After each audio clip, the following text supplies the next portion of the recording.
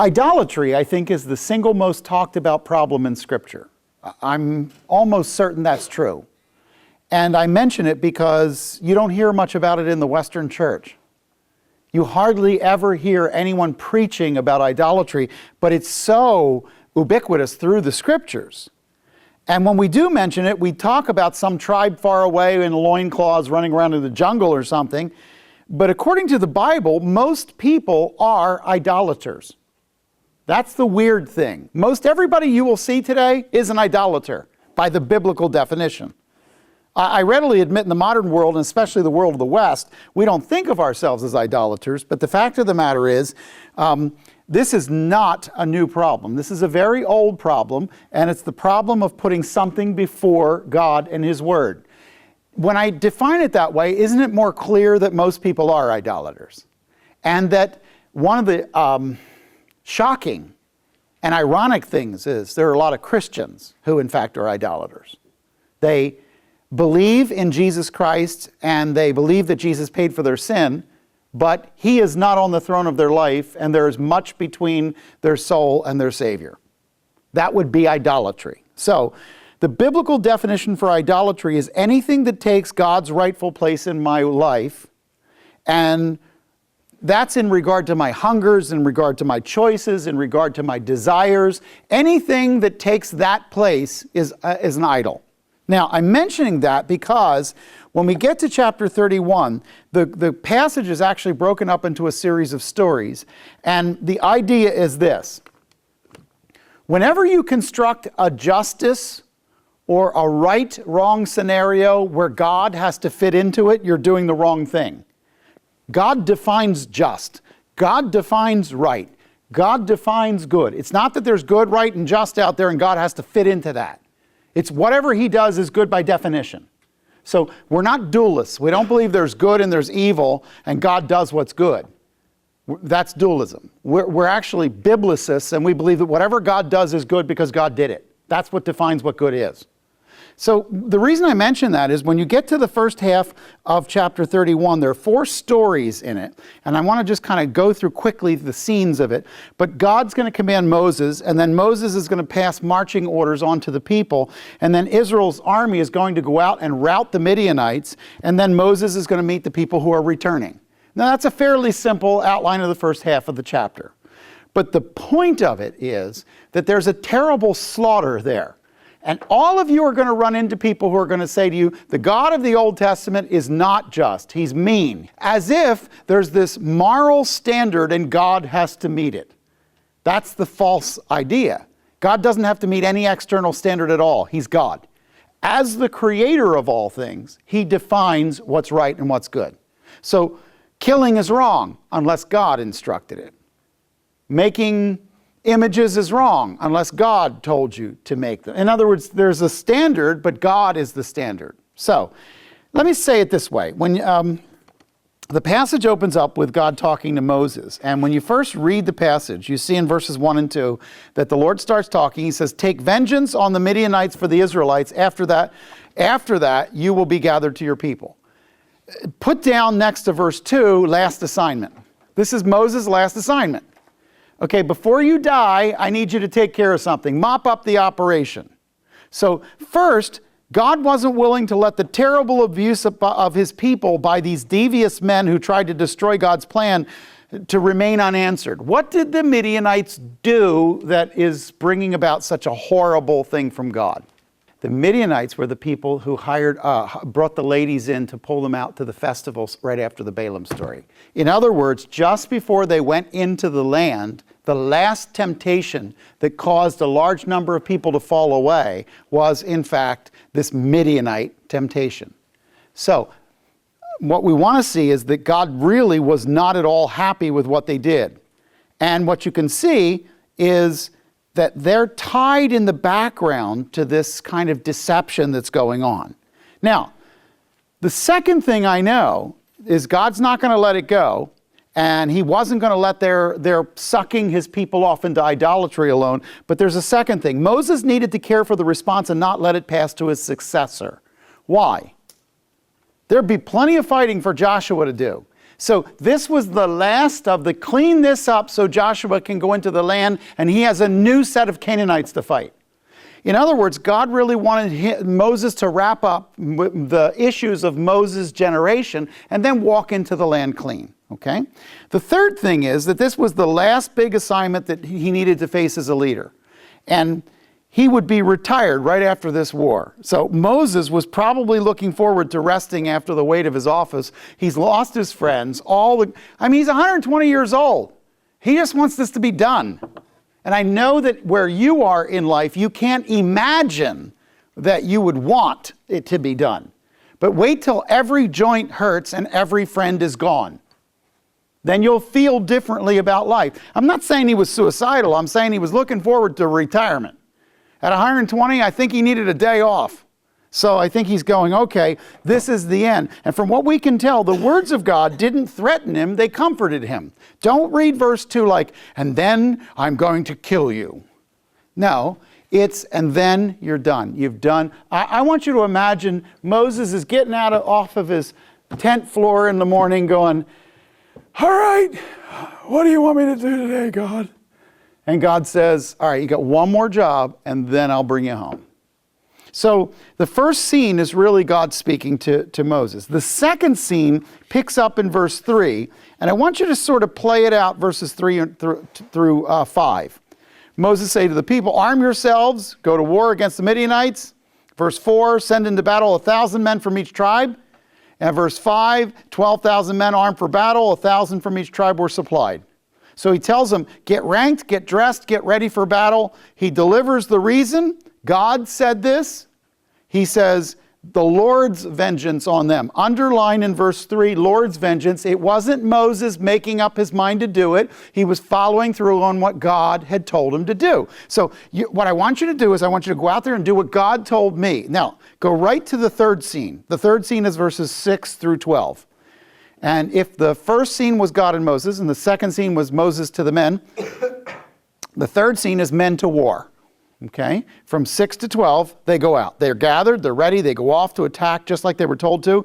They were strong physically, they walked with an emotional certainty, knowing that they were following the Lord's command. They're marching out there, and verse 6 says that Moses sent them into battle, 1,000 from each tribe. Phinehas, the son of Eleazar, the priest, who took with him the articles from the sanctuary and the trumpets of signaling. So now they've got their signal calls that are going to tell them the direction to fight the war, but they've also got pieces of the tabernacle. Why is that important? Numbers 14, right after the 13 and the spies and the disappointment, they went up anyway, but they didn't do it with the things from the tabernacle. And Moses told them, God is not going with you. So by symbol, it looked like God's going. So we've got God's word. We're doing, following God's leader. We've got the things of God from the tabernacle, and we're going up there. Now, what's interesting is that I want you to notice who went with them. It says, Moses sent them into battle. Verse 7, they fought against Midian as the Lord commanded Moses and killed every man. Among their victims were Evi, Rechem, Zor, Hor, Reba, the 5 kings of Midian. I want you to see those 5 kings as 5 chieftains of tent communities, okay? Think of it that way. Then it says, they also killed Balaam, son of Beor, with the sword. There he is. Now, he's a distant relative, is he not? He's actually from where? He's from the land of Abraham, from Mesopotamia. Now here it says, the Israelites captured the Midianite women and the children and took all the Midianite herds, flocks, goods as plunder. They burned all the towns where the Midianites had settled, as well as their camps. They took their plunder and spoils, including the people and the animals, and brought the captives, spoils, and plunder to Moses and Eleazar the priest and the Israelite assembly at their camp on the plains of Moab by the Jordan across from Jericho. So here's what's interesting. Did you notice that Balaam the prophet was also with the Midianites? Here's the thing. At the end of his time with Chief Balak in Numbers 24:25, and I'd write Numbers 24:25 next to it, it says, then Balaam arose and departed and returned to his place, and Balak also went his way. So what was he still doing in the Midianite camp? It says he went home. Why is he still there? Truthfully, we don't know the answer to the question. But it could be that he returned to his tent at the end of Numbers 24 with the intent of going home, but decided to stick around for a while and see how the whole thing worked out. And some have even suggested that he set out to return to go to Mesopotamia, but was again summoned by the tribesmen who wished to hire his services yet again. Bottom line is, we have a passage that says he was going home. We have another passage that says he was there still. And that's all we have. What's interesting is 2 Peter 2:15 left the door open on this one. You might mark that passage next to this. It says, forsaking the right way, they have gone astray and followed the way of Balaam, son of Beor, who loved the wages of unrighteousness. I'm wondering if he said to Balak, all right, I'm leaving, and he started to set out. Balak went back to his tent, and somebody offered Balaam more money, so he stuck around, and that's the end of the story. He dies in the wrong place at the wrong time by his own choice. Okay? It's inappropriate, I think, for me to graphically remind you of the cultic practices that were involved in the Midianite tradition, but just say that they were sensual and they were orgiastic. That's probably as good as I need to say. And the women were captured by Israel's raiders, and some of them were the enchantresses of the cultic orgy. Okay? And so Numbers 25 tells us that they were involved in this. Now they've captured these women. Now, here's the point. It's important to mention that the so-called towns or cities that Israel burned in verse 10 were encampments. These are makads, or safe havens. They're not like, don't go out to the desert and look for cities, because it says in verse 10, they burned all the towns of the Midianites as well as their camps. The town of a Midianite looks just like a camp of a Midianite. What's the difference? These tents move, those tents stay in place. That's the only difference. In other words, there are places you go that are called makads. I'll try to show you some of these when we're in the desert part of Israel. I can point to certain caves, and these caves are makads. They're marked places where they're safe places, where if you're traveling in the desert, if you go to that cave, there's a couple days food and water in the cave, and you can take it, and you can use it. And when you leave, the tribe will meet, and they will come back, and they will replace the food and water. So it's for people who are going through the desert. They're safe places. I don't think you still had this, but when I was growing up, they put this thing where they put these stickers in the windows of certain houses that if some stranger came up and bothered you, you should run and look for that sticker in the window, and that's a safe home. You could go to these safe places. When you look at this, here's the problem. They have just now wiped out all the men. They've taken all these women, and along with these women are some of the women who were involved in the this whole cultic thing that lured them in to begin with. So the Midianite area is taken, and the raiders are carefully checking the region around the camp. And if you get all the way down to verses 10, 11, 12, they have spoiled and plundered the entire area of the Midianites. Now, I want you to see the returnees. From verses 13 to 20, this is Moses meeting the returnees. I want you to picture the old guys out there with his staff leaning on it, trembling, because he's 120, and in come the riders on the camels, and in come the foot soldiers, and everybody's coming back, okay? So they're coming back, but they're bringing back flocks and herds and plunder, and then all these women and children. Now, if I'm Moses, the last thing I want is more women and children brought to me, okay? But look at the way it reads, because it's a little bit jarring when you read it. Verse 13, 31:13. Moses, Eleazar the priest, and all the leaders of the community went to meet them outside the camp. Moses was angry with the officers of the army, the commanders of the thousands and commanders of the hundreds who returned from the battle. Have you allowed all the women to live? He asked them. They were the ones who followed Balaam's advice and enticed the Israelites to be unfaithful to the Lord. Now stop there. That's the first time we know that. We know before that Balaam was brought in to speak curses, and he wouldn't. Right? But we did not know until this line that Balaam also was giving advice to the Midianites as to how to capture and ruin Israel. So he got up there and blessed Israel because God made him bless Israel, and he could not speak anything that was other than what God had told him. But here he was giving them advice on how to bring Israel down by sensuality. And when we see that, we go, well, wait a minute. Now, it says, verse 17, now, kill all the boys, kill every woman who has slept with a man, but save for yourselves every girl who has never slept with a man. Anyone who has killed someone or touched someone who has killed must stay outside the camp 7 days. On the 3rd and 7th days you will purify yourselves and your captives. Purify every garment as well as everything made of leather, of goat hair, or of wood. So the record of the return reveals that Moses looked at what they brought back, and he was in no doubt relieved that they had all come home, but look at what they're bringing back. Any leader would be going, oh, thank goodness, I sent you out there and none of you died. But it's what they're bringing back that gets him upset. He walks outside the camp to meet Eleazar the high priest, and he addresses the commanders, and he's like, what have you done? His mouth drops open. What? How can this be? Were the very women that were standing in that place that were leading Israel astray now going to be the ones that married them? I mean, seriously, this is a terrible thing.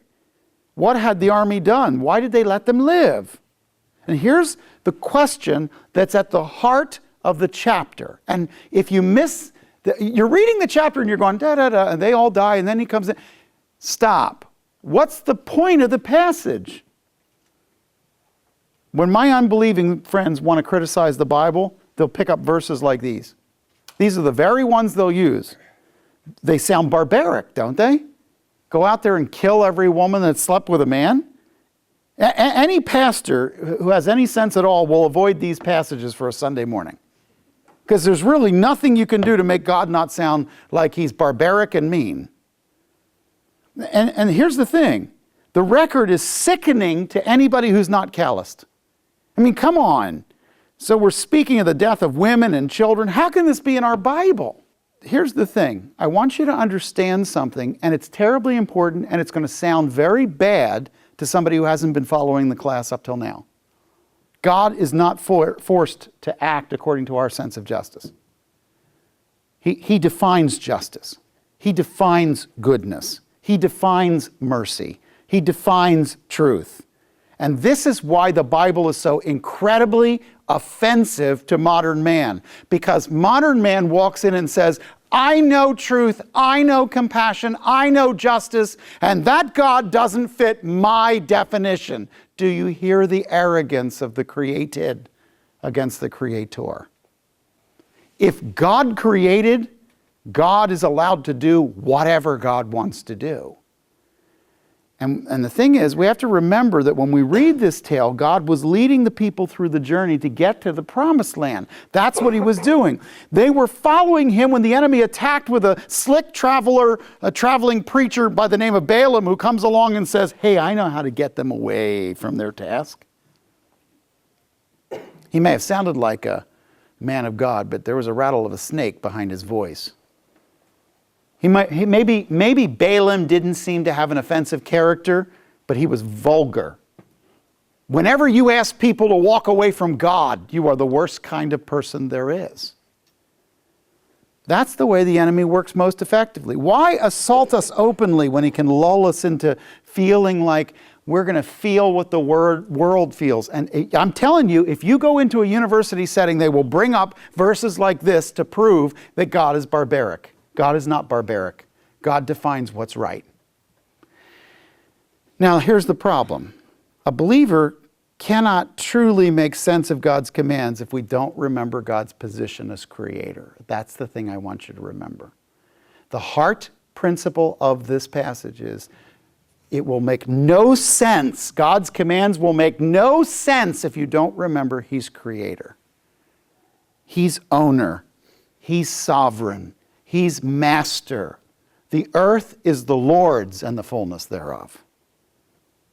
And the bottom line is I have no way to bend God so low as to fit into my little box. He gets to be God.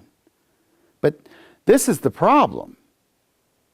Let me read you something that Pastor Tim Keller wrote some years ago, and it was in preaching today, and I found it to be helpful. It might be helpful to you. He wrote this. He said, the universal religion of humankind is we develop a good record and we give it to God and then he owes us. That's a good way to describe it, isn't it? God should weigh out the good I have done in my life and let me into heaven. The gospel is God develops a good record and gives it to us, and then we owe him. And that's Romans 1:17. God sent his son to save us. In short, to say a good person, not just Christians, can find God is to say good works are enough to find God. You can believe that faith in Christ is not necessary, or you can believe that we are saved by grace, but you cannot believe both at the same time. Either you're saved by grace without works, and it's a gift of God, or you can work your way to heaven. You can't believe those two systems in the same thing. So apparently the inclusive approach is really quite exclusive. It says the good people can find God and the bad people do not. But what about moral failures? We are excluded. The gospel says the people who know they aren't good can find God, and the people who think they are good cannot. You see it? In the world, it's the people who think they're good enough who can find God. But that excludes all of us who bumble it up on our lives all the time. In the gospel, it's those of us who know we're bad that can find God, and the good people can't. It's exactly the opposite. I want you to feel the sense of deception between the enemy and God. They look similar, but they are actually high contrast altar images of the other. Now, what's interesting is, what about non-Christians? All of whom must by definition believe their moral efforts help them reach God. They're excluded. So both approaches are exclusive, but the Gospels is more inclusive. It joyfully says it doesn't matter what you are, what you've done, makes no difference. It doesn't matter if you lived right next to the gates of hell, you can be welcomed and embraced and fully and instantly through Christ. So the gospel actually isn't more exclusive, it's more inclusive than the alternative. Let's say it this way. Somebody who embraces the God of the Bible has to recognize that the truth about the world is blinded. They can't grasp that God has more compassion than them. They actually think God needs to fit their sense of compassion. And that's the problem. So maybe somewhere alongside of this chapter you'll write something like, God isn't forced to act according to our sense of justice, because that's really what the issue is. All right, now, I want to move to the second half of the passage, and in the second half of the passage from, let's say from verses 21 to, I want to go down to 54, which I think is the end of the passage. Yeah, 21 to 54. Let's zoom in on the returning soldiers for a minute. The highest calling for a follower of God is to be obedient and dedicated to the Lord. That's the highest calling. So I want you to notice that the war was a step of obedience, wasn't it? These guys didn't go in there and go, let's go kill some Midianites, let's kick some Midianite butt. That's not what they're doing. They're going, Moses comes to them and says, God says, go do this. So now they're being obedient. Now what's interesting is if you drop your eyes into the scene of the returnees and you listen to the speech they heard outside the camp, this is the purification speech from Eleazar. It says, then, verse 21, then Eleazar the priest said to the soldiers who had gone into the battle, this is what is required by law that the Lord gave Moses, gold, silver, bronze, iron, tin, lead, and anything else that can withstand fire must be put through the fire and it will be clean. But it must also be purified with the water of cleansing, and whatever cannot withstand fire must be put through that water. And the seventh day, wash your clothes and you will be clean. Then you may come into the camp. Now we pick up the story with the high priest of Israel standing there telling the warriors what to do with all the spoils they brought back. Because they got all kinds of stuff. They come back and go, yeah, man, we took over their camp. Look at all the cool stuff I got. Well, that stuff isn't ready to be walked into the camp of God's people. It has to be purified. So look at the important principles of cleansing for this. The first one is in verse 21. And that is that cleansing isn't just a good idea, it's a God-required thing. There's a requirement for cleansing. The second thing is, look how carefully they have to scrutinize what they brought back. There's things that can be heat purified and things that can be water purified. What's the difference? Give me something that could be water purified but not heat purified. Clothing, because they didn't have fire-resistant clothing. So if you heat purified it, it would be like burning it, okay? But you can burn gold. You can burn tin, you can burn lead, you can collect it up and take it and still have it. You burn your clothes, you pretty much don't have them anymore. Okay, so there's two kinds, so it requires some scrutiny. Look at verse 24. There's also a personal responsibility command here, and it says, with the command of God, there was 1 week of downtime for each warrior during the thorough cleansing of clothing and implements in the body. Now, what is the point here? The point is very simple, and somewhere in your margin, I would put this. Warriors need space between the battle and daily life. We have this incredible number of suicides right now and an incredible number of PTSD people that are walking with post-traumatic stress. And this is what they were told to do. Stop. Cleanse all the things you brought back, spend a week, then go back to your tent. Don't go home right away. I think there's some wisdom there. Now drop your eyes down to verse 25 and right alongside the margin in verses 25 to, somewhere down in the 30s, maybe 25 to 31, the tribute offering. What is the tribute offering? They're supposed to give a portion of what they got in the spoils and give it back to God, right? But what is the tribute offering? What does it do? That's what it is. Tell me about the principle. Why is God asking for some of what they just took from the Midianites for them to give to him? They're going to turn it over to the tabernacle, and obviously there's a mechanical reason for that, but why? Why is it important? Because God was the one who helped them win the battle. That's it. Bottom line is the soldiers needed to not come home and go, yeah, Harvey, we really knocked them out. Oh, yeah, did you see how many Midianites I killed? It was, wow, God gave us that hill. God gave us those spoils. God turned all this over to us. And with that kind of sense, they were to walk away. So there was supposed to be a couple of things happen here. Can I just give you a couple of ideas really quickly? One of them was, because they had a tribute offering, they had to do an accounting of everything they brought in. Why is that important? They needed to take inventory of everything they won. Why is that important? You're living in a big camp. Let's say we have no locks on doors. We all live in tents. You just brought home 30 pounds of gold. And you put it in your tent. Or if you're like Achan, you buried it in your tent and slept on top of it. Okay. Now you brought it home.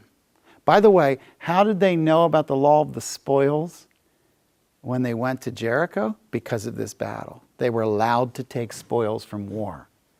Now, here's the problem. You just brought home 30 pounds of gold. Everybody likes gold. We all like gold. Everybody like gold. If I was going to give you, say, 20 of my 30 pounds, would you be happy? Okay, so here's the thing. By taking inventory, they were able to smelt, inventory, and label gold so that what? Living in the camp. So if somebody steals it, we actually have, first of all, proof that it used to be yours, that you actually had it. So there's an accounting, there's also a dividing of the spoils into, and then there's giving. It's interesting, the soldiers were to have an offering based on 1 to 500 man to animal ratio. So they were able to come and they were able to divide up the spoils. But here's the thing. The whole nation had to stop and recognize that they only won because God let them. This was what was necessary. In a way, when you were studying this morning about Jericho, the whole idea of giving Jericho back as a korban was because God had given the people, the land to the people. And so this was a way of them showing it. Okay, go down to verses 32 to 47. This is the inventory and the tribute offering, and it sort of gives you all of the various pieces. So the real question was, how will they meet the continuing needs of ministry?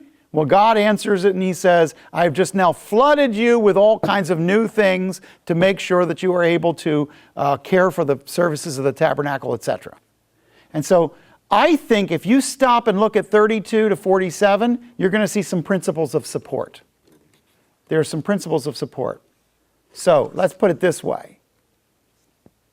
Principle number 1, And I'm going now, you understand what the passage is about, right? They've all come back, they brought their support of all the stuff that they had. And the plunder, verse 32, remaining from the spoils. And then it gives you 675,000 sheep, 72,000 cattle, 61,000 donkeys, and it goes on and gives you an inventory. I'm not going to stand here and read the inventory to you. Let me give you a couple of principles. First of all, principle number one is God is honored by what I give.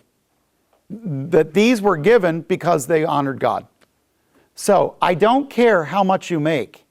God is honored by what you give. And when you give to the Lord regularly, systematically, and sacrificially, God is honored by it. But the second part of the narrative details the part that the priests were given specifically. Like in verse 41, God called out certain men to serve as the intercessor between God and people, and they had their families get their needs met by the people. So what was God doing? As the people won a war, the priests would get supported. So there was let me put it this way. Today, the people of grace have jobs, and as they get their jobs, God is supplying for our church. Why? Because the money that we get on Sunday comes as a piece of the money they got all week long. And so the priests were blessed by the war. They didn't go out and fight the war, but the coffers got filled because of it. The other thing is that the last part of the text shows how the animals were divided among the people, and you see that in verses 42 to 46. Now, all of this gets us down to a thanksgiving offering that was added.